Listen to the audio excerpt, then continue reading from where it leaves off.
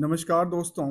आज की लर्निंग में हम लोग जानने वाले हैं ताज होटल जो थी ना कंपनी जो उसके बारे में अक्सर चर्चा में होती है। उसका कंपनी का नाम था बेसिकली इंडियन होटल्स कंपनी। आज उसी पर चर्चा करेंगे क्योंकि इसका रिजल्ट का भी अब पार्ट्स आ चुका है और कंपनी ने कुछ और भी डिसाइड किया है। कहा कि हमने जो हमारा रेस्टोरेंट जो बिजनेस है वो खास के ताज जो जो चलाती है उसको हम कहीं और शिफ्ट करते हैं। सेंट करके कुछ कंपनी है, सेंट कोर्ट्स करके उसमें ट्रांसफ़र करने वाली है। उस पे हम लेंगे स्टेप बाय स्टेप। और कंपनी कहती है कि 120 ईयर का हमारा एक्सपीरियंस है इंडियन होटल्स। और ये कंपनी जो है वो टाटा ग्रुप की कंपनी है, इसके बारे में पता होगा। तो ये टाटा ग्रुप की जैसे टाटा ग्रुप वैसे भी एक अलग अलग सेक्टर में अलग अलग कामकाज करती है। तो ये टाटा ग्रुप की एक बड़ी इंडस्ट्रीज जो कि रेस्टोरेंट और होटल चेन हॉस्पिटलिटी चेन में कामकाज करती थी उसमें आती है। और उसका एक बड़ा सा इंडस्ट्रीज है जिसमें कि कहती है कि हमारे पास क्या है। उसमें कहती है कि 12 कंट्रीज में कवर करते हैं। एक 150 लोकेशंस हैं इसके पास, 85 प्लस स्पास हैं और 325 होटल्स हैं, 450 रेस्टोरेंट हैं और 39,000 से ज़्यादा इनके पास रूम्स हैं। और 40,000 से ज़्यादा मतलब जितना एम्प्लॉय उससे ज़्यादा इनके पास क्या है रूम उससे ज़्यादा इनके पास एम्प्लॉय हैं। क्योंकि वहाँ पे एक एक चीज़ को लेकर के देखने के लिए एक अच्छी 5 स्टार तरह की होटल्स बनाती हैं, बड़ी बड़ी इंडस्ट्रीज हैं इनके पास। तो चलिए आज इसी पे थोड़ा सा ओवरव्यू लेने का प्रयास करेंगे, समझने का प्रयास करेंगे। क्योंकि स्टॉक मार्केट में ये कंपनी लिस्टेड है।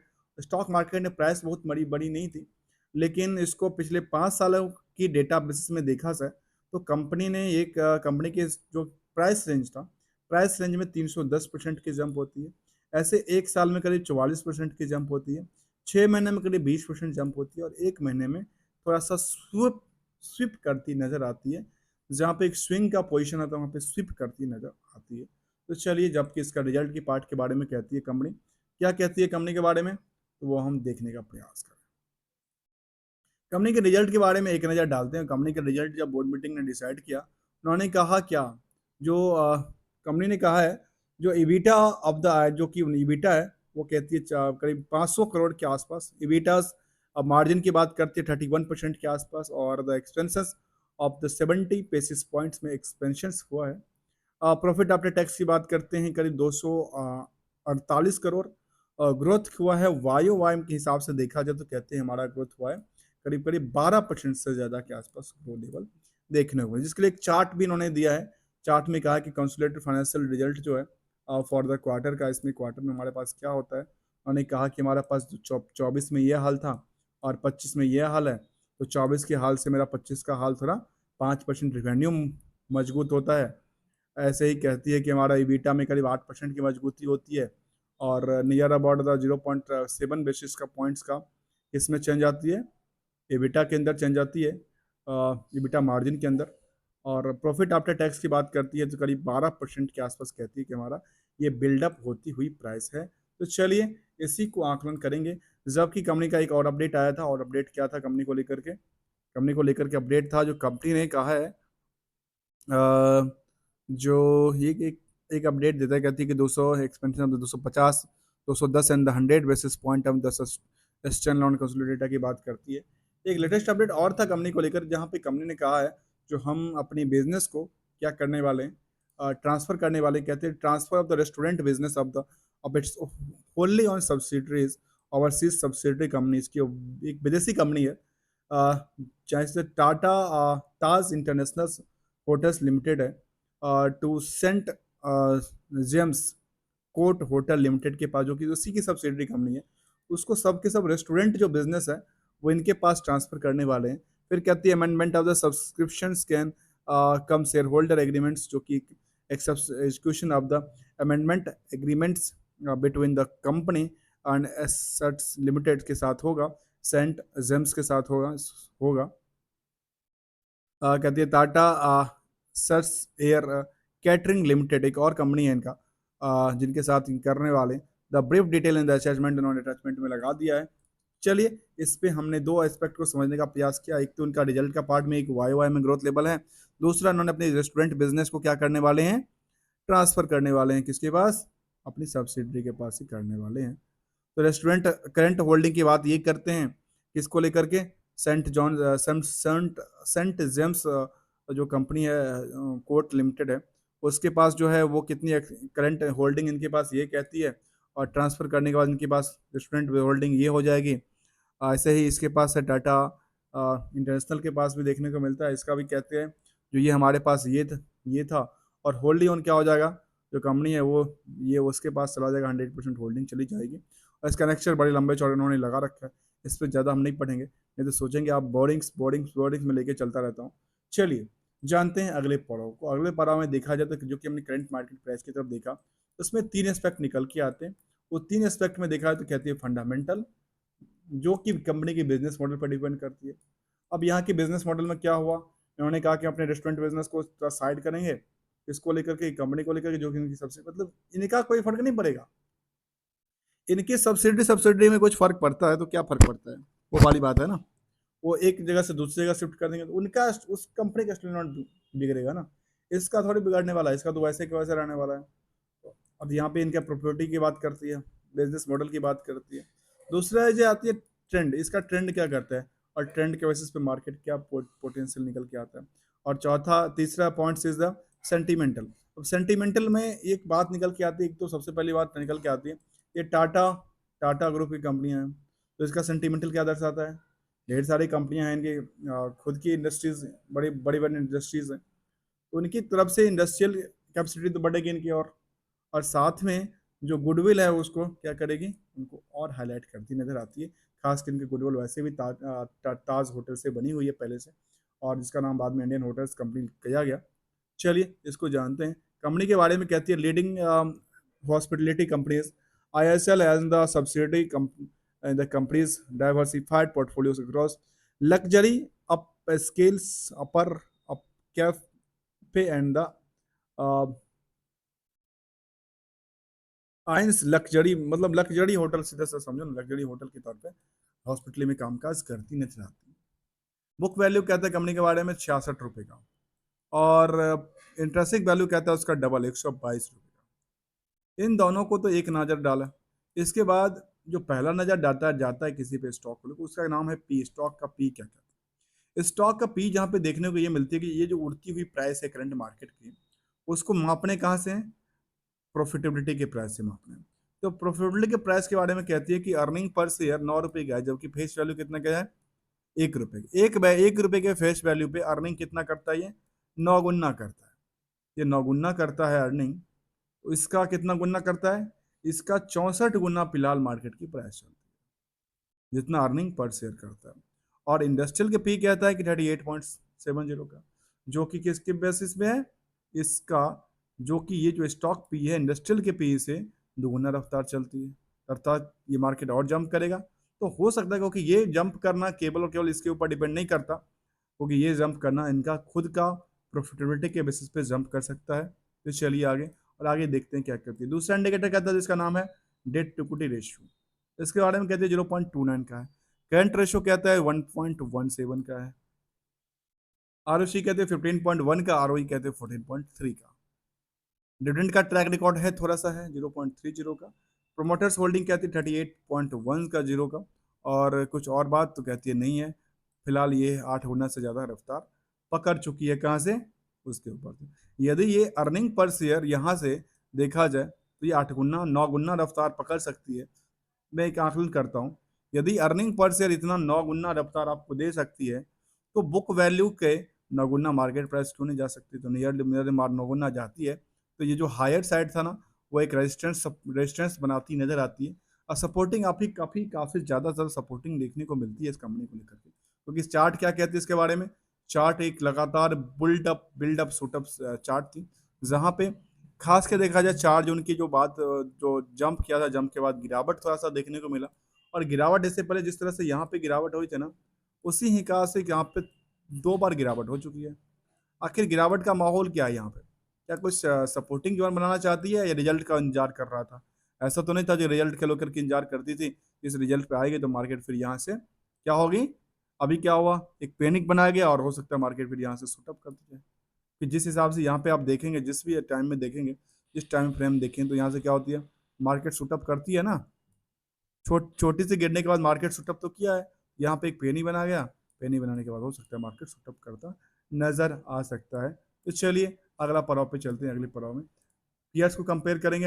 अभी तक आपने मेरा चैनल को सब्सक्राइब नहीं किया तो चैनल को प्लीज़ सब्सक्राइब कीजिए, बेल आइकन को दबाइए और लेटेस्ट लर्निंग वाले पार्ट्स को देखने के लिए बने रहिए, जहाँ पे हम करते हैं कंप्लीट लर्निंग विदाउट कोई रिकमेंडेशन, विदाउट कोई एडवाइस को लेकर के, क्योंकि पैसा आपका, रिस्क आपका, फैक्टर आपका। चलिए आगे कहते हैं इंडियन होटल्स जो है number one capital market cap के बेसिस पे कामकाज करती है।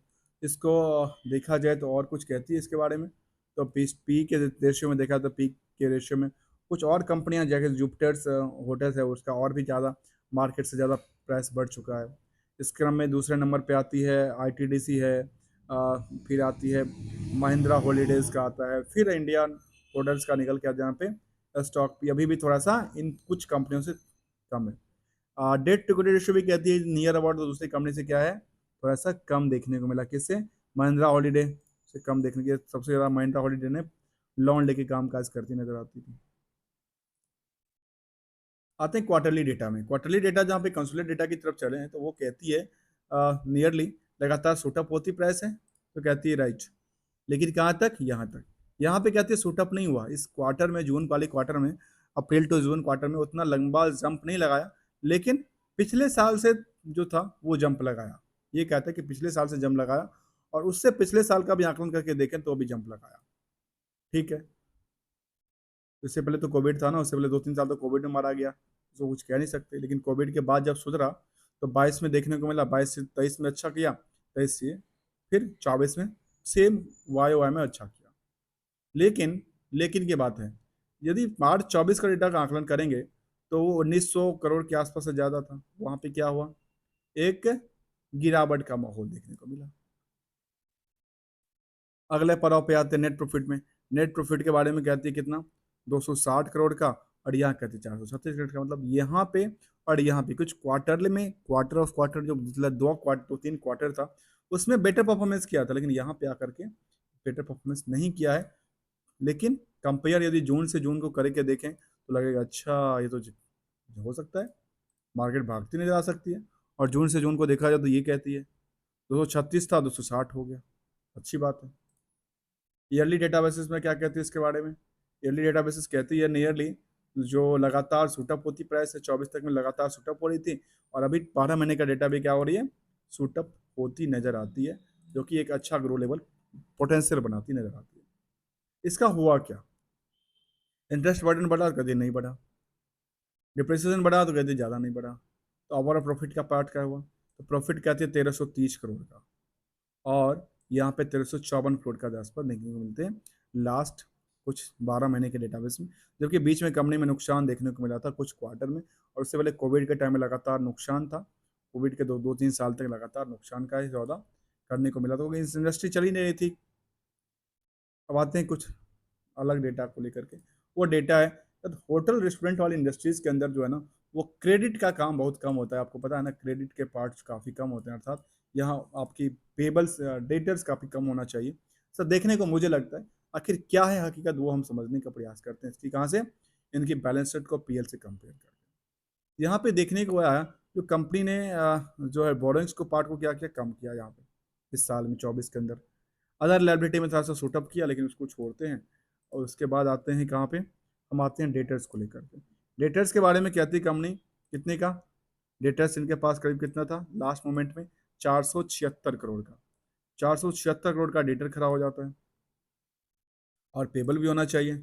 476 करोड़ का डेटर था, तो पेबल की बात करते कितना? 519 करोड़ का। अब जितना लेना नहीं था उससे ज़्यादा उनको देने वाला पार्ट्स बचा होता है, पैसे रखे हुए थे। चलिए उनके छोड़ते हैं। इनको सेल्स बेसिस पे कितना रहा? 476 करोड़ का यहाँ पे देखने को मिलती है। तो पूरे पूरे साल में जो सेल्स हुआ काफ़ी ज़्यादा हुआ, 6,000 7,000 करोड़ के आसपास रहा। प्रॉफिट क्या आती है? 1330 करोड़ के आसपास, अच्छी बात है। उसके हिसाब से क्या हुआ? कम हुआ। जबकि लास्ट क्वार्टर की डेटा कहती है जो 1900 करोड़ के आसपास था मार्च में, उससे भी क्या हुआ इसका? जो अच्छी संकेत यही जिससे देता है ना, जो जितना सेल्स था उससे ज़्यादा ना हो, जितना प्रॉफिट हुआ उससे ज़्यादा ना हो। तो यहाँ भी क्या देखने को मिला? जो डेटर्स की पार्ट थी वो 476 करोड़ के आसपास ही रही, जो कि प्रॉफिट से भी कम था और लास्ट क्वार्टर का भी सेल्स जो था उससे भी कम देखने को मिला। तब ये अच्छी संकेत यहाँ भी देती नजर आती है। अगले पड़ाव पे आते हैं इन्वेस्टमेंट को लेकर के, जहाँ पे पता है इन्वेस्टमेंट में ये टाटा ग्रुप की कंपनी है, तो टाटा ग्रुप की ही होल्डिंग होनी चाहिए।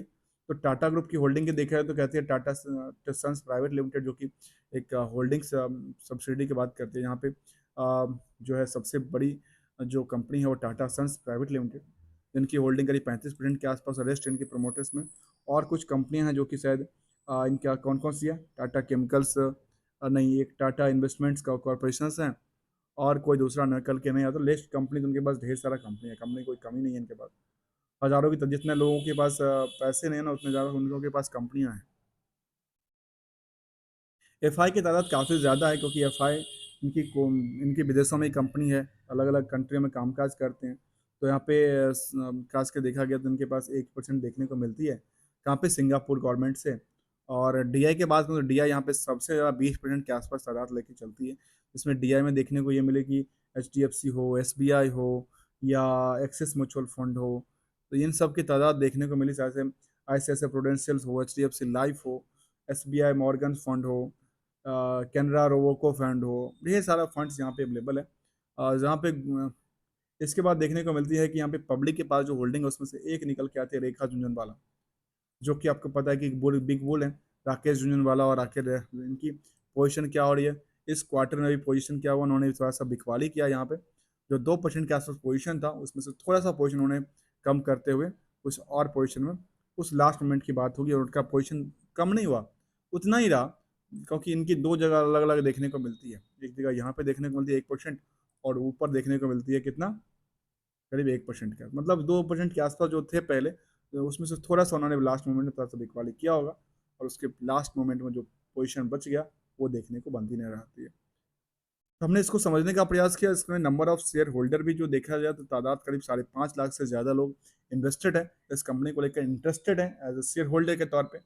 तो इस कंपनी का पोटेंशियल्स और इनक्रीडेबल बढ़ती नजर आती है। किसके बेसिस पे, चाहे फंडामेंटल में देखा जाए, टेक्निकल में देखा जाए, टेक्निकल क्या कहते हैं इसके बारे में, जहाँ पे टेक्निकल फिलहाल हमने सपोर्टिंग यदि जोन की बात करें, तो जिस प्राइस पे लगातार कई बार आती है प्राइस, उसको सपोर्टिंग जोन कहते हैं। तो अभी देखिए इसका किस किस प्राइस पे बार बार आके अटकी है, ऐसा कुछ आंकड़न निकल के आता है?